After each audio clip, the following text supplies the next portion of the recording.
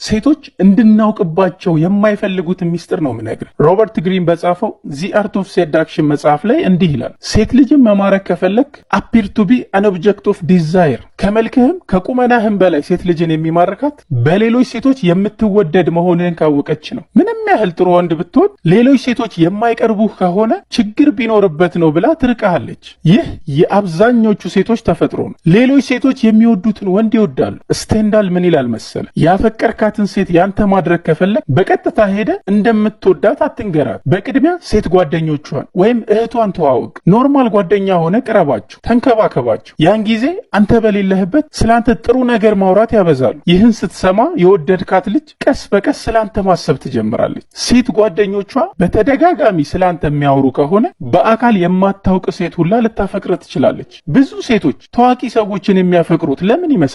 ሚስጥሩ ይህ ነው። ሌሎች ሴቶች የሚወዱትን ወንድ ስለሚፈልጉ ነው። ስለዚህ ከሴቶች አትሽሽ። ብዙ ሴቶችን የምታው ከሆነ ፍርሃትህ ይለቅሃል፣ የተፈላጊነት ደረጃህንም ይጨምረዋል። አደራ፣ ይህ ምክር ለባለትዳር ወንዶች አይሆንም።